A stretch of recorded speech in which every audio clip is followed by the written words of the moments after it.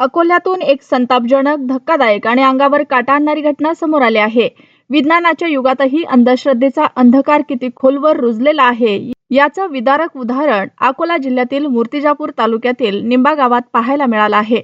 काही महिन्याच्या चिमुकल्या बाळावर अघोरी उपचार करण्याच्या नावाखाली त्याचा जीव धोक्यात घालण्यात आल्याचा धक्कादायक प्रकार उघडकीस आला आहे. या घटनेचा व्हिडिओ सध्या सोशल मीडियावर प्रचंड वेगानं व्हायरल होत असून सर्वत्र संतापाची लाट उसळली आहे.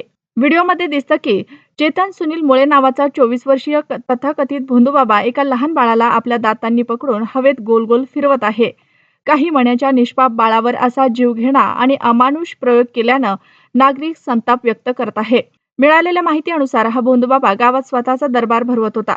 लोकांच्या समस्या सोडवतो, आजार बरे करतो, दैवी शक्ती आहे असे दावे करून भोळ्या नागरिकांना आपल्या जाळ्यात ओढत होता. त्याच अंधश्रद्धेच्या नावाखाली या बाळावर हा अघोरी प्रकार करण्यात आला. व्हिडिओमध्ये बाळ जोरजोरात रडताना दिसत आहे. मात्र तरीही भोंदूबाबा थांबत नाही. बाळाला हवेत फिरवल्यानंतर त्याला जमिनीवर ठेवून पुन्हा अमानवीय हालचाली करत असल्याचंही समोर आलं आहे. हा प्रकार पाहून मानवतेला काळिंबा फासला गेल्याची भावना व्यक्त होत आहे. या प्रकरणाची गंभीर दखल घेत बालकल्याण समितीनं तातडीनं मूर्तिजापूर ग्रामीण पोलीस ठाण्यात धाव घेतली. समितीच्या वतीनं अधिकृत तक्रार दाखल करण्यात आली. त्यानंतर पोलिसांनी आरोपी चेतन मुळे याच्यावर विविध गंभीर कलमान्वये गुन्हा दाखल केला आहे.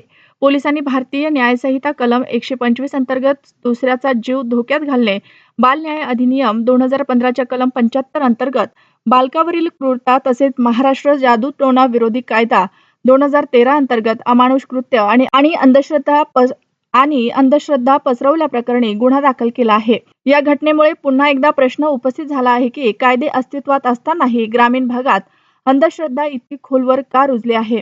पालक स्वतःच्या मुलांना अशा भोंदूबाबांच्या हवाली का करतात?